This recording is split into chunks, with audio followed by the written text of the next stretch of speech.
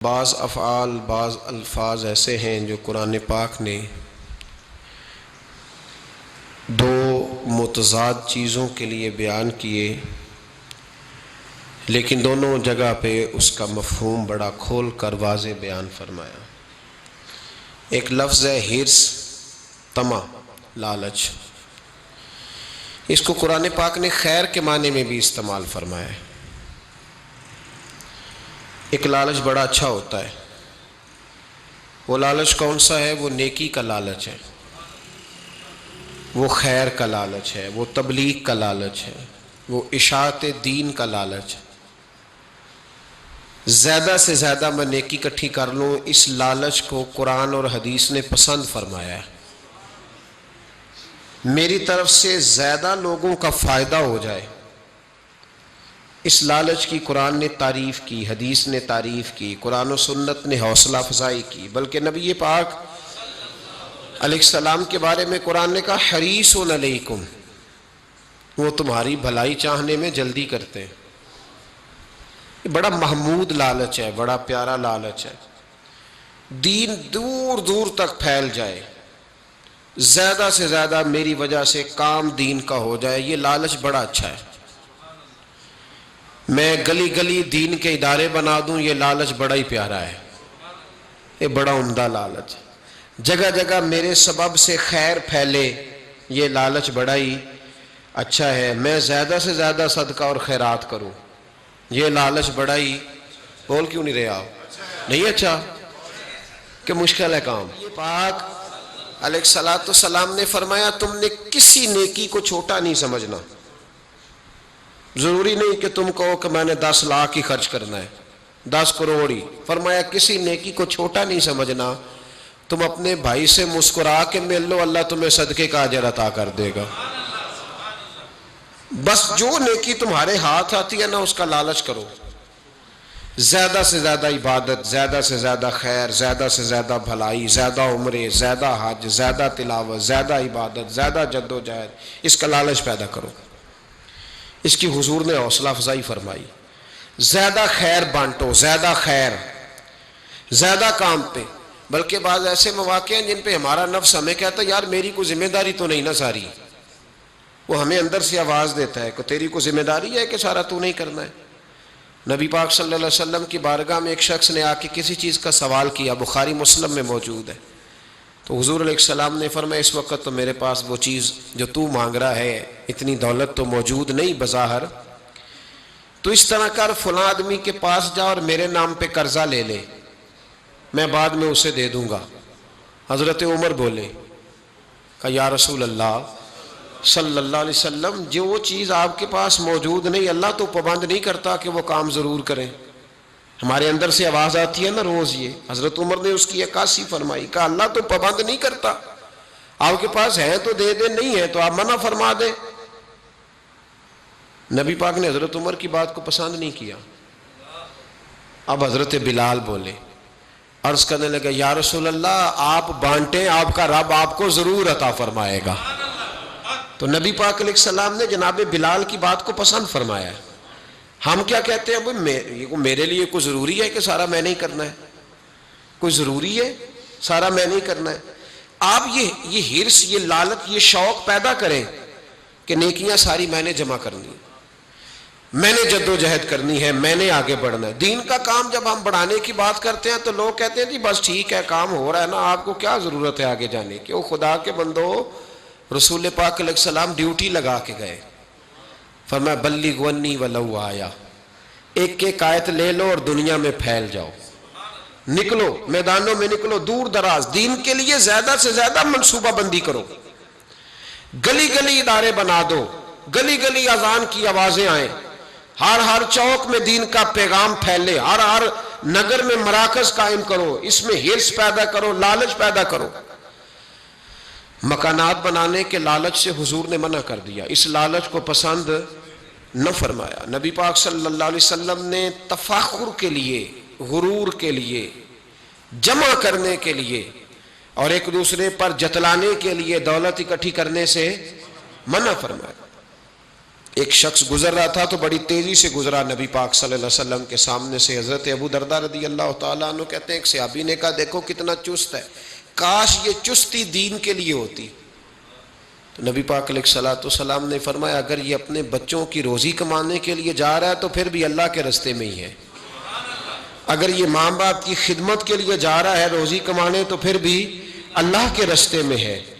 تو حضور نے فرمایا اگر اس لیے جا رہا ہے کہ میں ذرا دوسروں سے دولت زیادہ جمع کر لوں تو پھر فرمایا یہ شیطان کے راستے میں, یہ پھر دین کے راستے میں.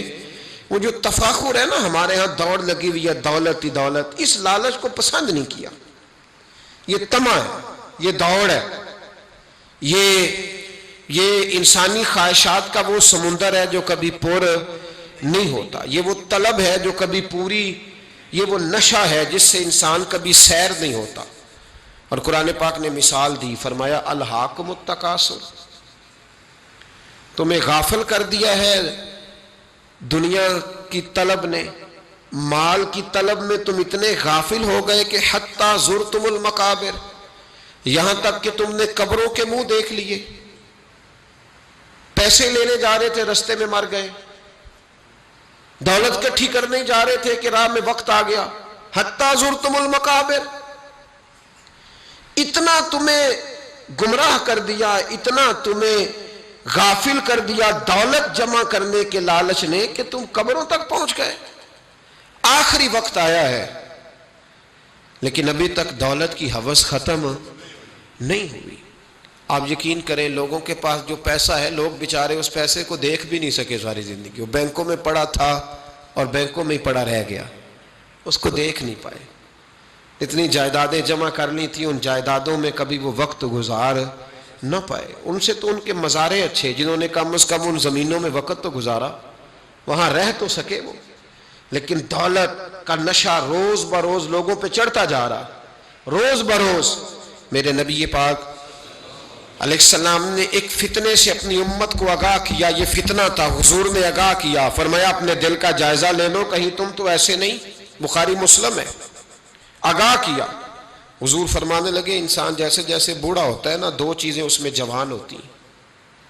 یہ پہلے حضور کیوں یہ باتیں بتاتے تھے؟ اس لیے کہ ہم جائزہ لے لیں کہ ہمارے اندر تو نہیں یہ فتنہ.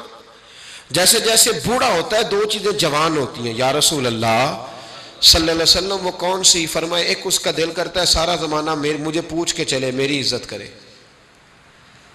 وہ سمجھتا ہے کہ اب ہر آدمی مجھ سے پہلے پوچھے. اور دوسرا فرمایا جیسے جیسے بوڑھا ہوتا ہے اس کے اندر دولت کا لالچ بڑھتا جاتا ہے, اس کی ذمہ داریاں کم ہو رہی ہیں پر اس کا وہ لالچ, وہ ہوس, وہ نشہ وہ اتر نہیں رہا. یہ تباہ کر دیتا ہے. یہ قیدی ہے شخص جو دولت کا پجاری ہے, یہ قیدی ہے, یہ ختم نہیں ہوگا. حضرت عیسیٰ علیہ السلام کی ایک بات نے نا رستہ بڑا کھول دیا. آپ کیا سمجھتے ہیں یہ دولت مند لوگ آزاد ہیں؟ توجہ ہے میری بات پر؟ دولت مند لوگ آزاد ہیں تو قیدی ہیں. ان کو تو اپنوں کے رشتے ان کے ساتھ ذات کے نہیں ہوتے, جیب کے ہوتے. ہمیں اپنی قدر کا اس دن پتہ چلے گا جس دن دولت سے علیحدہ ہو کے کھڑے ہوں گے, پھر پتہ چلے گا ہماری قیمت کیا ہے. جیب کے رشتے اور ہوتے ہیں, ذات کے رشتے اور ہوتے. میرے عزیز جناب عیسیٰ علیہ الصلوۃ والسلام کا ایک فرمان رستے کھولتا ہے. آپ فرمایا کرتے تھے دنیا کی دولت کو اپنا آقا نہ بنانا ورنہ یہ تمہیں گمراہ کر کے غلام بنا لے گی. اسے کبھی بھی اپنا آقا, کچھ لوگوں کا دین ایمان سب کچھ معاذ اللہ دولت بن گئی, سب کچھ بے قدراں کچھ قدر نہ جاتی, کیتی خوب تسلی ہو. ایک درویش نے شکوہ کیا, کہتا میں دین بتاتا رہا پر لوگوں نے میری قدر نہ کی, میرے ساتھ کھڑے دنیا دار کی قدر کی. بے قدراں کچھ قدر نہ جاتی, کیتی خوب تسلی ہو. اے دنیا دار پجاری زرد کتیاں دے گل ٹلی ہو. بک بک روسن اکھیاں ویکھنا ویکھ حویلی کلی ہو. تے کوچ نصیر اساں جدوں کیتی پہ جانی تھر تھلی ہو. ساری زندگی دولت کے پیچھے ہی بھاگتے رہے, تھکا دیا اس نے. انسان کا نفس چھوٹے بچے کی طرح ہے, اس کی ایک خواہش پوری کرو تو یہ دوسری مانگتا ہے, دوسری پوری کرو تو تیسری پوری کرو تو چوتھی، میں ابھی تھا کچھ دن پہلے پنجاب کا جو صحرائی علاقہ ہے وہاں سے میں گزر رہا تھا تو میں نے جھونپڑیاں دیکھی. بچے ایک کونے میں چلے گئے تو میں نے 2-4 اونٹ چرانے والے لوگوں کے پاس جا کے ان سے پوچھا کہ کیا حال ہے. کہنے لگے الحمدللہ. انہوں نے اس طرح کے کپڑے پہنے تھے جس طرح ہم کام پہ بھی کپڑے کام والے بھی نہیں پہنتے. ویسے دکھی ہیں سارے لوگ ہی، سارے پریشان ہیں، پیسے کوئی نہیں، لیکن وہ کپڑے ڈیوٹی پہ بھی جاتے وقت لوگ نہیں پہنتے جو ان بیچاروں نے پہنے تھے. تو میں نے ان سے پوچھا کہ صاحبو آپ کہاں رہتے ہیں؟ تو کہنے لگے یہ صحرا کے اس پار وہ سامنے جو جھونپڑیاں نظر آ رہی ہیں وہ ہمارے ہی گھر ہیں. تو میں نے کہا آپ کرتے کیا ہیں؟ کہنے لگے اونٹ چراتے ہیں. تو میں نے کہا کس طرح کے حالات ہیں؟ ریت سے بھرے ہوئے چہروں کے اندر سے آواز آئی اللہ کا بڑا شکر ہے، اللہ کا. مجھے یوں لگ رہا تھا دنیا کے سب سے امیر لوگ یہ ہیں، یہ سب سے امیر لوگ ہیں، یہ خوشحال ترین طبقہ ہے جو اپنے پونے سے پہلے ریت جھاڑتے ہیں، پھر روٹی نکال کے کھاتے ہیں، اور ہر وہ خشک اچار کے ساتھ جب وہ روٹی گلے میں ڈالتے ہیں تو ہر لقمے پہ بسم اللہ پڑھتے ہیں، اور وہ پانی پی کے تو 7 دفعہ کہتے ہیں یا اللہ تیرا، یا اللہ تیرا شکر ہے. تو جو کسی کی دعوت اڑانے جاتا ہے، ناراض نہ ہونا میں کھانے کا لفظ نہیں ادا کیا، جو کسی کی دعوت وہ آگے کہتا ہے میں دعوت اڑا کے آیا ہوں، وہ اس طرح اڑا کے آتا ہے کہ وہ اس نے جب کھانے سالن ڈالا ہے نا پلیٹ میں تو آخری کھانا سمجھ کے ڈالا ہے، اور اتنا ڈال لیا ہے کہ شاید 3 بندے بھی اور آ جائیں تو ختم نہ کر سکے. اور اس نے وہ کھایا ہے، اور کھا کر کے اس نے اس کو کھایا کم ہے، اور چونکہ اس نے کہا تھا میں اڑا کے آیا ہوں، اڑایا زیادہ ہے. اب وہ جب باہر نکلا ہے تو کہتا ہے او ہو مسالے کوئی غلط تھے، اڑ گئی سینے. اس کو لفظ شکر ادا کرنے کی توفیق. تو پھر امیر کس کو کہتے ہو؟ امیر تو وہ ہوا نا کہ جس کو اللہ نے جو دیا اس پر اس نے اللہ کا شکر ادا کر لیا، وہ دنیا کا سب سے امیر شخص ہوا نا میرے بھائی. تو یاد رکھیں یہ جو لالچ کی زندگی ہے، ہرس، ہوس، طمع، اس نے تو تباہی کر دی. تو مسائل اتنے زیادہ بنا دیے، کرپشن لالچ کی وجہ سے ہوتی ہے. ورنہ سرکاری ملازمین کی تنخواہ اس وقت ایسی نہیں ہے کہ جس میں گزارا نہ ہو سکے، ٹھیک ٹھاک گزارا ہوتا ہے. اسمبلی کے ممبران کے پاس اتنے الاؤنسز ہیں کہ آپ سوچ نہیں سکتے. آپ کے ملک کا جو سابقہ وزیر اعظم ہوتا ہے اس کے پاس اتنی سہولیات ہوتی ہیں کہ شاید 50-30 لوگوں کی سرپرستی کر کے ان کو پال سکتا ہے. اس کے باوجود کرپشن ہے. بھوک کی وجہ سے نہیں ہے، لالچ کی وجہ سے. سود کا بازار کیوں گرم ہے؟ بھوک کی وجہ سے، لالچ کی وجہ سے. وہ جس آدمی نے سود پر پیسے دیے مالدار تھا نا، تبھی سود پر دیے. تو کس لیے دیے اس نے؟ لالچ ہے. اس ملک میں معاذ اللہ تعالیٰ جو جسم فروشی تک کے دھندے ہیں وہ کس لیے ہیں؟ لالچ کی وجہ سے. لالچ گناہ کا دروازہ کھولتا ہے، لالچ جھوٹ کا دروازہ کھولتا ہے، کرپشن کا دروازہ کھولتا ہے. لالچ جو ہوتا ہے وہ ہر گناہ کی جڑ بن جاتا ہے. لالچ نہیں کرے زندگی میں. لالچ آدمی کو اندھا کر دیتا ہے، لالچ لوگوں کو بے ایمان کر دیتا ہے، لالچ سے دھوکے کا بازار گرم ہوتا ہے. لالچی انسان دوسرے انسانوں کے لیے مسائل پیدا کرتا ہے، ہرس کی، ہوس کی، طمع. اور یہ کئی قسم کا ہے لالچ. ایک پیٹ کا لالچ ہے. صبح ناشتے کے ٹیبل پر بیٹھ کر لوگ دوپہر کی روٹی کی منصوبہ بندی کرنے لگ جاتے ہیں. بھئی ابھی تو کھائی ہے، ٹھہر جاؤ، مل جائے گی، دوپہر بھی آئے گی تو اللہ تمہیں بھوکا نہیں رکھے گا. لیکن وہ لالچ ہے، اب یہ کھانا ہے، اب تھوڑی دیر کے بعد وہ کھانا ہے. اب آپ یہ چلے جائیں بازاروں میں تو پہلے ہوٹل مسافروں کے لیے بنتے تھے، اب مسافروں کے لیے بنتے ہیں ہوٹل. بولے شہروں کے اندر جو ہوٹل بنے وہاں مسافر کا کیا کام ہے؟ حالانکہ یہ قوم غریب ہے. ایک طرف وہ آدمی ہے جو سڑک پہ کھڑا ہو کے منت کر رہا ہے کہ میری اماں بیمار ہے تو دوائی کے پیسے کوئی نہیں، اور ایک وہ ہاسپٹل ہے جس ہاسپٹل کے بنانے کے لیے ایک بیڈ پہ ایک بیڈ اور 4 مریض ہیں. غربت کا یہ عالم ہے. اور دوسری جانب ہوٹل کی پارکنگ میں کھڑا کرنے کے لیے گاڑی جگہ کوئی نہیں. یہ کون سا معیار ہے؟ یہ وہ لالچ ہے، ہمارے روٹی کا وہ لالچ ہے جو ہمیں گھر میں بیٹھنے نہیں دیتا. یہ کھانا ہے، اب کل یہ کھانا ہے، اب پرسوں وہ پھر اسی طرح. اگلی بات میں زیادہ کھول کے بیان نہیں کر سکتا. ایک شہوت کا لالچ ہے، شرمگاہ کا لالچ ہے. بس ایک جملہ کہہ کے آپ آگے بڑھ جاؤں گا، یہ بھی ایک دکھ ہے، کسی وقت دل کرتا ہے، پر کیا کریں، پبا کجا کجائیں مرہم کجا کجا، بڑا زخمی جگر ہے اس مسئلے میں بھی۔ میں جب اعداد و شمار دیکھتا ہوں تو پاگل ہو جاتا ہوں، بس ایک بات کہتا ہوں اور آگے گزر جاتا ہوں۔ امام غزالی کا ایک جملہ یاد رکھنا، فرماتے تھے جو پیٹ کا لالچی ہوتا ہے نا وہ بیمار ہوتا ہے، اور جو شرمگاہ کا لالچی ہوتا ہے وہ پاگل ہو جاتا ہے۔ اور آپ فرماتے ہیں جو پیٹ کا لالچی بیمار ہو کے مرتا ہے، اللہ ہمیں محفوظ فرمائے، اللہ ہماری پردے داری کرے۔ امام غزالی فرماتے ہیں پیٹ کا لالچی بیمار ہو کے مرتا ہے، اور شرمگاہ کا لالچی ذلیل ہو کے مرتا ہے۔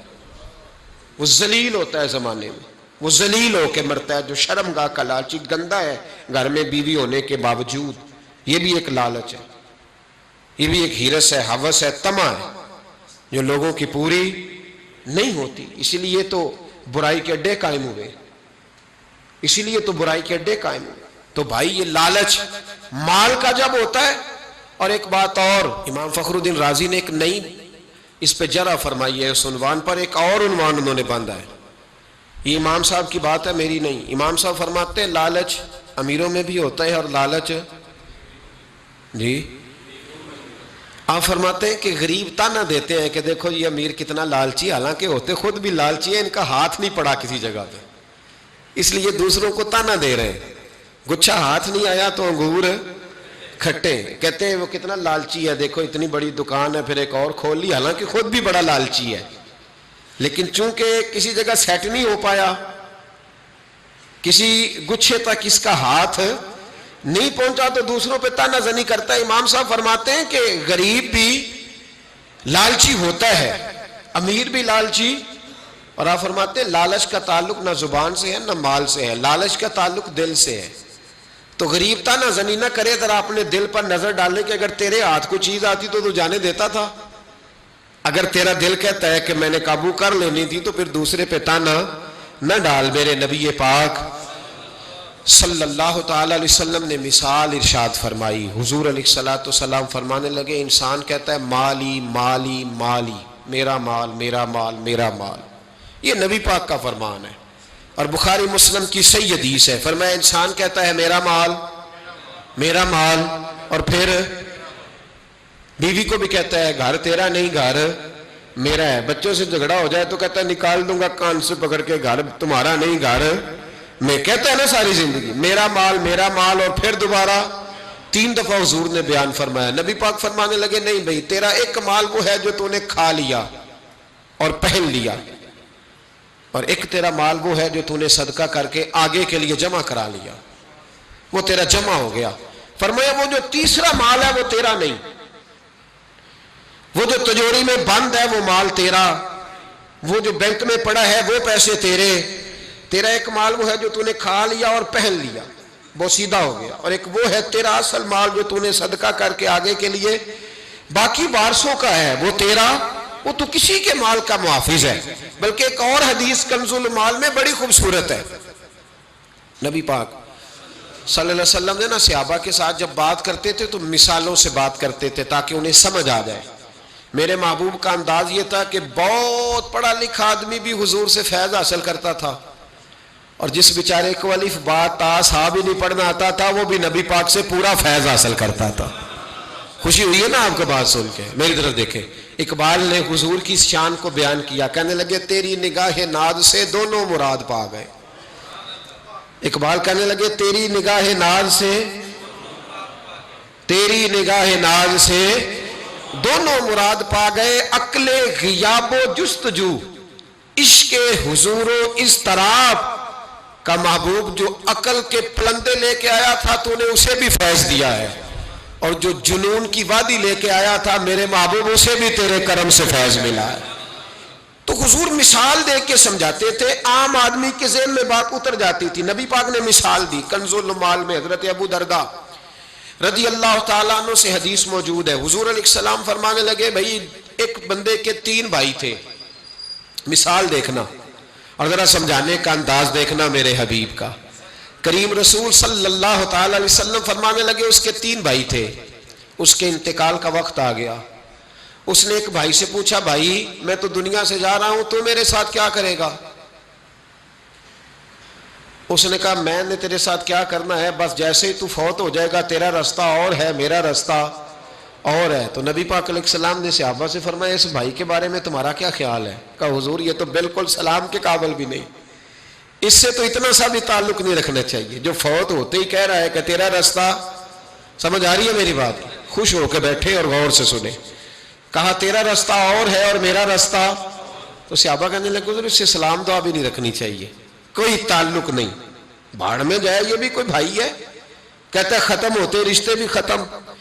نبی پاک علیہ السلام نے فرمایا، پھر اس نے دوسرے بھائی سے پوچھا کہ یار میں تو دنیا چھوڑ رہا ہوں، تو میرا بھائی ہے، تیرا میرا رشتہ ہے، اب تو بتا میں اگر مروں گا تو میرے ساتھ کیا کرے گا؟ تو اس نے کہا بھائی میں تیری تیمارداری بھی کروں گا،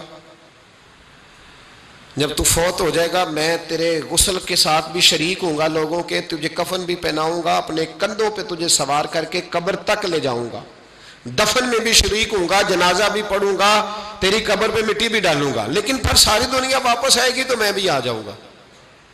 نبی پاک فرمانے لگے اس بھائی کے بارے میں کیا خیال ہے؟ عرض کی یا رسول اللہ صلی اللہ علیہ وسلم یہ پہلے والے سے تو بہت بہتر ہے، پہلے والے سے تو بہت بہتر ہے، تیمارداری بھی کر رہا ہے، غسل کفن بھی کر رہا ہے، جنازے میں بھی شریک ہو رہا ہے، جنازے کو کندھا بھی دے رہا ہے، دفن میں بھی شریک ہے۔ حضور فرمانے لگے اب اس نے تیسرے سے پوچھا کہ میں اگر دنیا سے جاؤں گا تو میرے ساتھ کیا کرے گا؟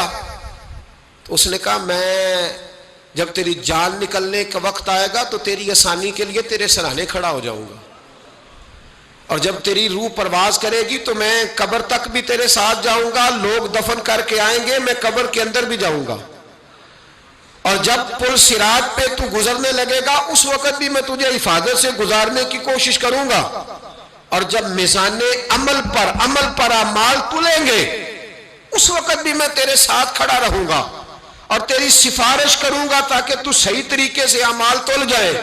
اور وہ بھائی کہنے لگا میرے بھائی جب تجھے شدید پیاس لگے گی تو تیرے لیے پانی کا بندوبست کرنے کی کوشش کروں گا، تو میرا بھائی ہے، میں تجھے تنہا نہیں چھوڑوں گا، اتنی دیر تیرے ساتھ رہوں گا جب تک تو جنت میں داخل نہیں ہو جاتا۔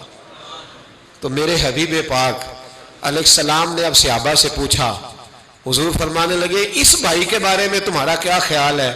تو صحابہ کہنے لگے حضور باقی دونوں کو چھوڑ دینا چاہیے، تعلق کسی کے ساتھ رکھنا چاہیے جو قبر میں بھی جائے، میزان عمل پر بھی جائے، میدان محشر میں بھی ساتھ جائے، پل صراط پہ بھی ساتھ جائے، جنت میں داخلے کے وقت بھی ساتھ جائے، اسے لے جانا چاہیے۔ تو حضور نے فرمایا اب سنو میں تمہیں سمجھانا کیا چاہتا ہوں۔ یا رسول اللہ فرمائیے، فرمایا وہ جو پہلا بھائی تھا نا جس نے کہا تھا مرتے ہی تیرا میرا تعلق ختم، وہ تمہارا مال ہے،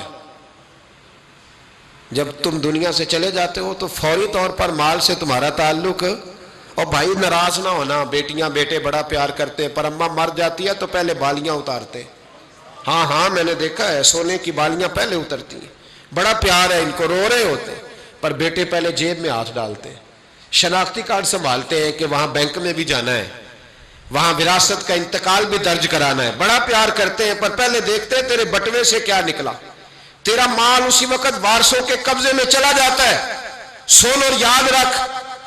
اللہ کے حبیب علیہ السلام فرمانے لگے وہ جو بھائی کہہ رہا تھا نا کہ میں قبر تک تیرے ساتھ جاؤں گا، پھر جیسے دنیا واپس آئے گی میں بھی آؤں گا، فرمایا وہ تیرے رشتہ دار ہے، وہ تیرا بھائی ہے، تیرا بیٹا ہے، تیرا دوست ہے، تیرے تعلق والا ہے، وہ قبر تک جاتا ہے پر قبر میں نہیں جا سکتا۔ تو محبوب فرمانے لگے وہ جو تیسرا تھا نا جو کہتا تھا جنت میں داخل کرا کے آؤں گا، وہ تیرا نیک عمل ہے، وہ تیرا نیک عمل ہے، فرمایا اس کے ساتھ تعلق مضبوط کر، وہ تیرے دکھوں کا ساتھی، تیری پیاس کا ساتھی، تیری پریشانی کا ساتھی، تیرے پل صراط کا ساتھی، تیرا چھوٹا عمل بھی، چھوٹے سے چھوٹا عمل بھی قیامت میں اللہ کی بارگاہ میں تیری سفارش کرے گا اور کہے گا یا اللہ اس نے نماز پڑھی تھی اسے جنت میں داخل کر دے، اس نے روزہ رکھا تھا اسے جنت میں بھیج دے۔ تو محبوب فرمانے لگے اس سے تعلق مضبوط کر جو تیرا پل صراط کا بھی دوست ہے، یہ مال کا تو لالچ کرتا ہے، حالانکہ تیرے مرتے ہی مال تو کسی اور کا ہو جائے گا، کسی اور کا ہو، عقل منداں دا کام نہیں دل دنیا تے لانا، اس ووٹی کئی خامد کیتے، جو کیتا سو کھانا. اس کے تو یہ تو کبھی کسی کی اور کبھی کسی کی. اس کی زمین اور کل زمین اس ووٹی کئی خامند کیتے. جو کیتا سو کھانا. تو بھائی یاد رکھ لیں اور سمجھ لیں نبی پاک صلی اللہ تعالی علیہ وسلم. باقی اگر آپ لالچ کریں گے تو لالچ پورا کبھی بھی نہیں ہوتا. کوئی بندہ آپ نے ایسا دنیا میں دیکھا جو کہے بڑے پیسے اب کمائی بند, فیکٹری بند, دیکھے کوئی ریٹائر نہیں ہوتا. کوئی بندہ بھی ریٹائر, کوئی نہیں ریٹائر ہوا, چل رہا ہے سلسلہ چل رہا. ایک کچھ درویش ہیں, درویش اللہ والے, جنہوں نے واقعی بند کیا ہوا ہے اپنے اوپر خواہشوں کا دروازہ. وہ کہتے نہیں دروازہ نہیں کھولنا ورنہ یہ دوبارہ بند نہیں ہوتا. یاد رکھ لینا. کچھ درویش ہیں جنہوں نے اپنے اوپر دروازہ, خواہشات کا دروازہ اپنے اوپر وہ نہیں کھولتے. ایک سلطان یحییٰ نام کا بادشاہ گزرا ہے. عرب کے کچھ حصوں کا حکمران تھا تو اس کو بڑا شوق تھا لوگوں کو بانٹنے کا. دو قسم کے لوگ ہوتے ہیں نا, کچھ کو جمع کرنے کا شوق ہوتا ہے, کچھ کو شوق ہوتا ہے کوئی روٹی کھا لے. حضرت ابراہیم علیہ السلام بغیر مہمان کے کھانا. کچھ ایسے بھی ہوتے ہیں جن کے گھر بندہ چلا جائے تو پتیلی پہ ڈھکنا دے لیتے ہیں. اپنا اپنا فرق ہے نا جی, ہر آدمی کا اپنا اپنا ذوق ہے. منت کرتے ہیں کسی کی. مجھے بڑی بات پسند ہے شیخ سعدی کی, قرضے لے لے کے مہمان نوازی کرتے تھے. ایک دن سارے مقروض کٹھے ہو گئے, کہنے لگے بابے پیسے دے. بابا جی کہتے ہیں وہ پیسے مانگ رہے ہیں, مجھے ٹینشن ہے کہ انہوں نے کھوایا کچھ نہیں, مجھے پریشانی لگی. ایک بچہ کوئی چیز بیچ رہا تھا, وہ کھیل مرونڈا نہیں بیچتے بچے, وہ بیچ رہا تھا تو آ گیا, تو کہنے لگا لینی ہے. تو بابا جی کہنے لگے میرے مہمانوں کو کھلا دے ساری. بچہ بھی راضی ہو گیا کہ سارا اکٹھا ہی گاہک مل گیا ہے. تو سارا جب کھلا دیا کہنے لگا پیسے. تو شیخ سعدی فرمانے لگے تو بھی بیٹھ جا, یہ سارے پیسے لینے آئے ہوئے ہیں, بیٹھ جا, ان کے پیسے انہیں ملیں گے تو تجھے بھی. تو بچہ رو پڑا, رویا, کہنے لگا میں تو یتیم ہوں, 4 بہنیں چھوڑ کے آیا, اماں کی دوائی بھی لے کے جانی, مجھے تو پیسے چاہیے. بچہ رویا تو شیخ سعدی کا ایک مرید آیا, اس نے لا کے نظر پیش کی, کہا حضور یہ نذرانہ ہے. 400 دینار لایا. تو حضرت سعدی نے سب کو دیے, بچے کو بھی دیے. سب لوگ چلے گئے تو ان قرض لینے والوں میں سے ایک بندہ سمجھدار تھا, حضرت سعدی کے پاس آ کے کہنے لگا بابا سمجھ نہیں آئی, ہم برسوں سے لینے آ رہے تھے مل نہیں رہے تھے, کتنے مہینوں سے مانگ رہے ہیں نہیں مل رہے تھے, آج فٹافٹ مل گئے. تو شیخ سعدی بزرگ تھے نا, تو بزرگوں والی بات کر گئے, کہنے لگے تم میں رونے والا کوئی نہیں تھا نا, پوری مجلس میں ایک بھی رونے والا ہو تو سب کا کام بن جاتا ہے. رونے والا عاشق دا کم رونا توڑا, اے بنا رویو نہیں منظوری, بنا رویو نہیں منظوری, تے بنا رویو نہیں منظوری. عاشق سدا ہی روندا رہندا, پاویں وصل ہوئے تے پاواں دوری کا. رونے والا ایک آ گیا ہے تو سب کا کام بن گیا ہے. تو کچھ لوگوں کو شوق ہوتا, بادشاہ کو سلطان یحییٰ عرب کے کچھ حصوں کا بادشاہ تھا, شوق بڑا تھا لوگوں کو کھلانے پلانے کا, بڑا شوقین تھا, بڑا بانٹتا تھا. اور کئی دفعہ معاذ اللہ اس پر فخر بھی کرتا تھا جو نہیں کر, تکبر سے بھی کہتا تھا بڑی جائیدادیں آؤ جس نے لینا ہے, تکبر بھی کرتا تھا معاذ اللہ جو نہیں کرنا چاہیے تھا. ایک دن جامع مسجد کے باہر کھڑے ہو کے نا بانٹنے لگا. کوئی فقیر آیا تو ایک مٹھی بھر کے اشرفیاں دے دی, کسی کو سونا دے دیا, کسی کو چاندی دے دی. ایک درویش بابا جی کونے میں بیٹھے ہوئے, اسی کسی دے کچھ بھی نہیں لگ دے, کوئی ضرورت نہیں, کونے میں بیٹھے. آپ یقین کریں, آپ تھوڑا سا رخ ادھر کریں, دنیا پیچھے پیچھے ہو جاتی ہے. اگر آپ پیچھے بھاگیں گے تو آگے دوڑ کے بھاگے گی. یہ مزاج ہے قوم کا, کسی کا حال پوچھ لیں وہ بگڑ جاتا ہے, کہتا ہے مجھ سے کوئی کام ہوگا تبھی تو پوچھا ہے, اور آپ چپ کر جائیں, خاموش ہو جائیں. یہ بھی بڑی مصیبت ہے کہ پیار کر لیں تو اس کا بھی نقصان دیکھنے میں آتا ہے. کہتے ہیں پتہ نہیں میرے اندر کیا لالچ ہے, کیا خوبی ہے جس وجہ سے مجھ سے اتنی محبت ہو رہی ہے. وہ بابا جی کونے میں توجہ ہی نہیں کی. جب توجہ نہ کی تو سلطان کی توجہ خود بخود ہو گئی. سلطان یحییٰ کہنے لگے بابا کوئی قابل توجہ آدمی ہے, سب لوگ لائنوں میں لگے ہوئے بھاگ رہے ہیں, بادشاہ آیا ہے. یہاں تو شادی پہ کھانا کھل جائے تو بڑے بڑے امیروں کا پتہ چل جاتا ہے کہ بننے کیا لگا ہے. کہتے پتہ نہیں دوبارہ چھوٹے گوشت کی ٹرے آئے گی کہ نہیں آئے گی, اور اتنا سارا رکھ لیتے ہیں کہ علمان والا فیس. بڑے بڑے امیروں کے پول کھل جاتے ہیں, پتہ چلتا ہے کتنے تگڑے امیر ہیں. تو جب اس نے کہا شرفیاں, سونے, ہیرے, جواہرات, تو جو نہیں تھے فقیر وہ بھی لائنوں میں لگ گئے. لیکن وہ فقیر پھٹے پرانے کپڑے, سانو تخت ہزارے دی لوڑ کیے, نالے کی لگے شہر بمبول دے نال, اسی اپنی بال کے سیکنے, سانو کی لگے کسی اور دے نال. اور اقبال نے اس کی تشریح کی. اقبال کہنے لگے ہوا گو تند و تیز ہے لیکن چراغ اپنا جلا رہا ہے. ہوا گو تند و تیز ہے، تیز ہوا میں چراغ نہیں جلتے.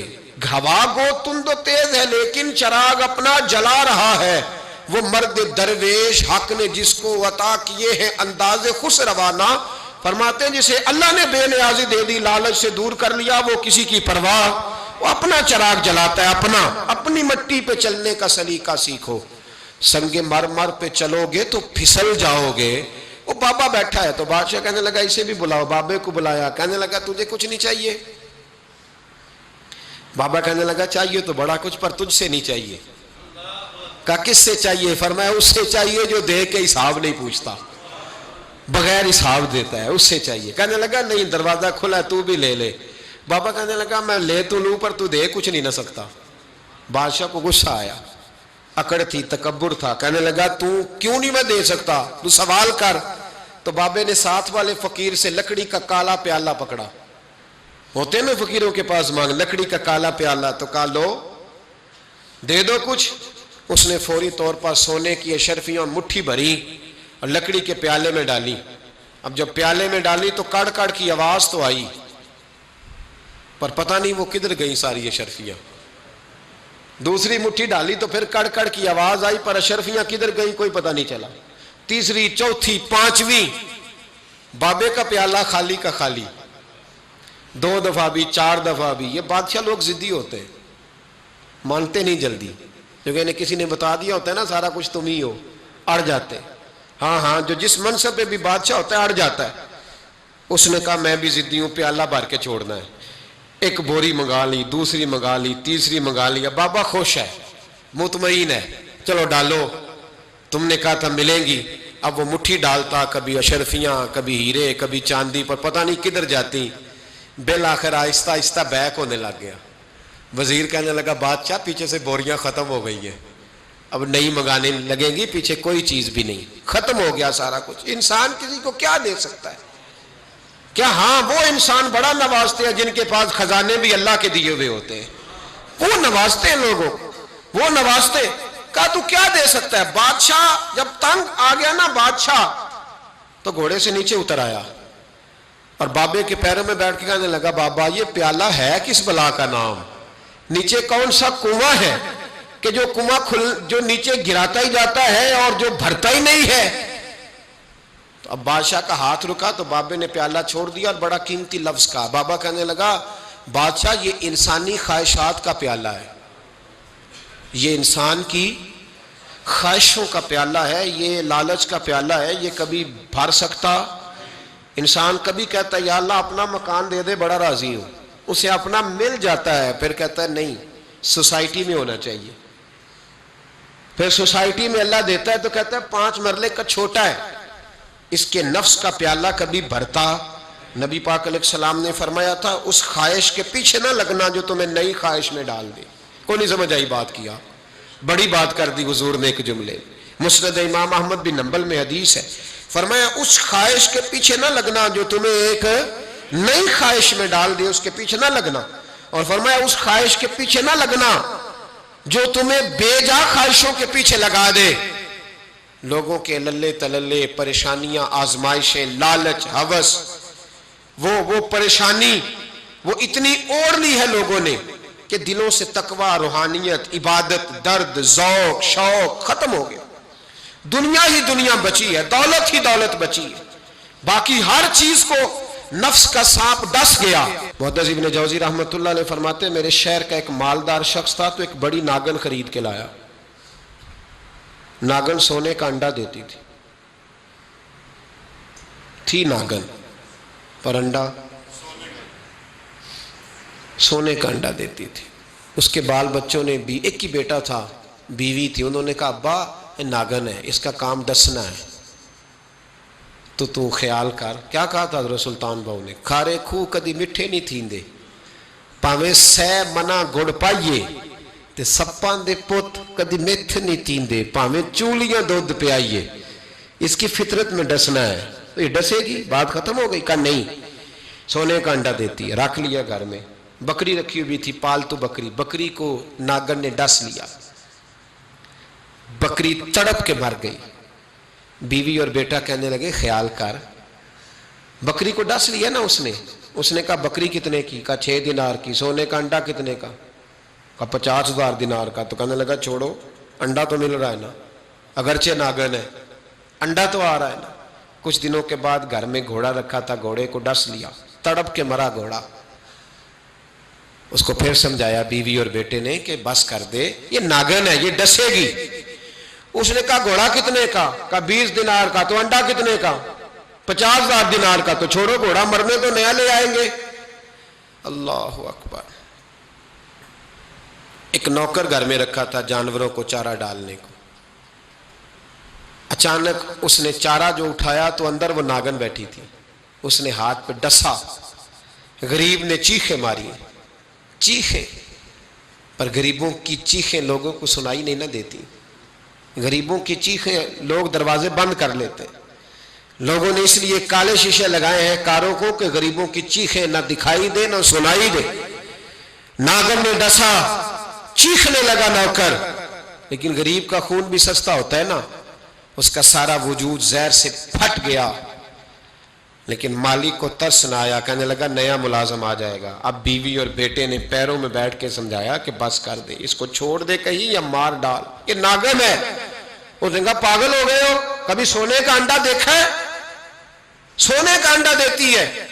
वक्त गुजरने लगा, चंद महीने सुकून के गुजरे, लोग बात भूल गए।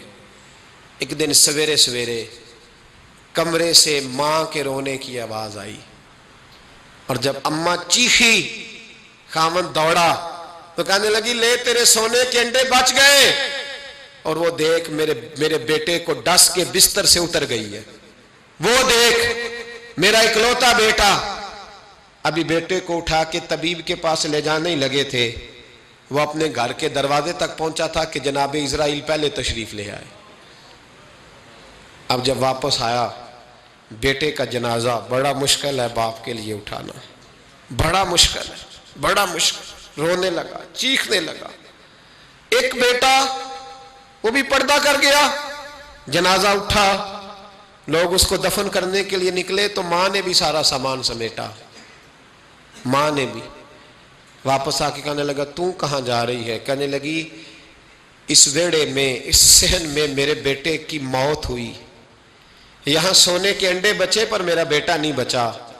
मैंने उस आंगन को क्या करना है जिसमें सोना तो पड़ा हो पर बेटा मां पुकारने वाला हो ही कोई ना।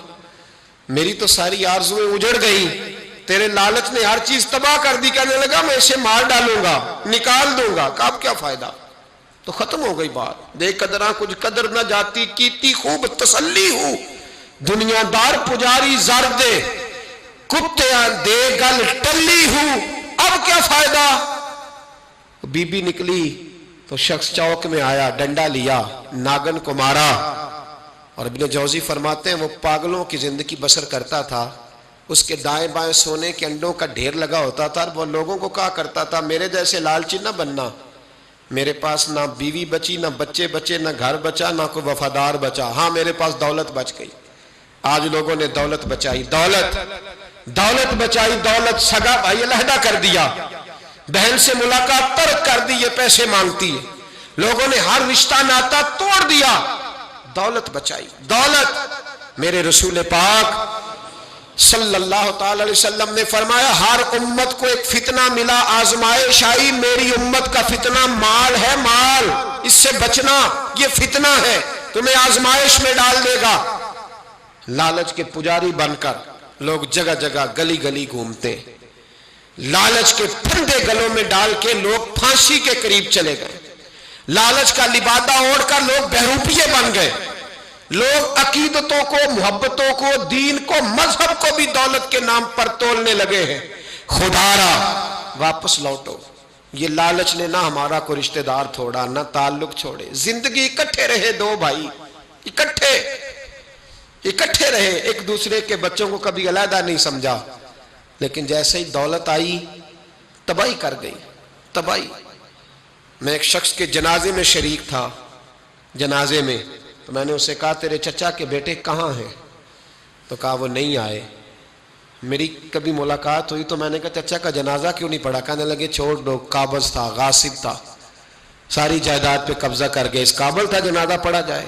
میں دیر تک سوچتا رہا کہ یار حد ہو گئی، لوگ دولت کی خاطر اتنے دور ہوئے کہ جنازوں سے بھی رہ گئے۔ قرآن بول پڑا الہاکم التکاثر حتی زرتم المقابر، فرمایا تمہیں غافل کر دیا دنیا جمع کرنے کے لالچ نے یہاں تک کہ تم قبروں میں چلے گئے۔ قناعت اختیار کرو، یہ نفس کا دروازہ خود بند کرنا ہے، خود اس کو بند کرو گے تو بچو گے، ورنہ یہ پریشان کرے گا، یہ تکلیف دے گا، یہ آزمائش میں رکھے۔ فقط دولت بچے گی اور کچھ بھی نہیں بچے گا، کوئی شے نہیں بچے، فقط دولت، اس کو بند کرو۔ ایک حدیث پاک میں میرے محبوب پاک علیہ السلام نے ساری بات کو سمیٹ دیا۔ حضور فرمانے لگے لالچ کرو گے تو ذلیل ہو جاؤ گے، اور اللہ کے دیے پر قناعت کرو گے تو اللہ تمہیں عزتیں عطا فرما دے گا۔ تو سمجھ لے جسے اللہ نے عزت دی ہوئی ہے نا، ہاں اسے کسی نہ کسی قناعت کی بدولت ہی اللہ نے دی۔ قناعت اختیار کرے، قد اونچا ہو جائے، صبر کرے، حوصلہ کرے، اللہ کی رضا پر راضی رہنا سیکھے۔ زندگی میں کبھی لالچ نہ کرنا۔ زندگی میں ہمارا تو بہن بھائی سے بھی لالچ شروع ہو گیا، ہمارے تو رشتے لالچ کی بنیاد پر، تعلق داریاں لالچ کی بنیاد پر۔ بتائیے جس نے بیٹے اور بیٹی کا رشتہ لالچ کی بنیاد پر کیا ہے تو وہ بہو بیاہ کے لایا ہے، داماد لایا ہے کہ یا پیسہ بیاہ کے لایا ہے؟ تو رشتے ناطے ہر چیز کی بنیاد جب لالچ، یا تو پیری مریدی لالچ کی بنیاد پر، وہ فلاں آدمی فلاں کا مرید ہوا تھا تو وارے نیارے ہو گئے تو تم بھی جاؤ، بھئی یہ رشتہ بھی اب لالچ کی بنیاد پر ہوگا۔ حضرت میاں شیر محمد شرف پوری رحمت اللہ علیہ کے پاس ایک شخص نے آ کے کہا حضور میں فلاں آدمی کا مرید ہوا، پہلے ایک کارخانہ تھا میرے 3 ہو گئے۔ فرمانے لگے تیرا تو بیڑا گرک کر دیا اس نے، چاہیے تھا تیری پچھلی دنیا داری سے جان چھڑاتا، تجھے اس نے اور دنیا دار بنا دیا، یہ کو تیرے ساتھ خیر خائی کی ہے، چاہیے یہ تھا کہ تجھے دنیا سے علیحدہ کرتا۔ یہاں پیر بھی وہی کامل ہوتا ہے جس کی پھونک لگی اور وارے نیازے ہو جائیں، پیسے ہی ختم نہ، اس کو لوگ سمجھتے ہیں کامل مرشد۔ سن لے، غوث اعظم جیلانی فرماتے کاملیت وہی ہے جو نبی پاک نے سکھایا ہے۔ حضور کے صحابہ جب نبی پاک کے غلام ہوتے تھے تو سب سے پہلے انہیں تجارت میں نقصان ہوتا تھا، اس لیے کہ کافر ان سے تجارت نہیں کرتے تھے، سب سے پہلے ان کی دنیا داری میں نقصان آتا تھا۔ فرماتے ہیں یہ کامل شیخ کی علامت ہے کہ اگر تیری دنیا داری میں کمی آئی تو اس کا مطلب ہے کہ تو خیر والی جگہ پہ گیا۔ لالچ ختم کرے زندگی میں، قناعت اختیار کرے، پھر دیکھیں اللہ دین کی دنیا کو آباد کرے گا، روح کو تازگی دے گا اور باطن کو طہارت عطا فرمائے گا۔ مالک ہمیں سمجھنے کی توفیق عطا فرمائے۔ آخر دعوانا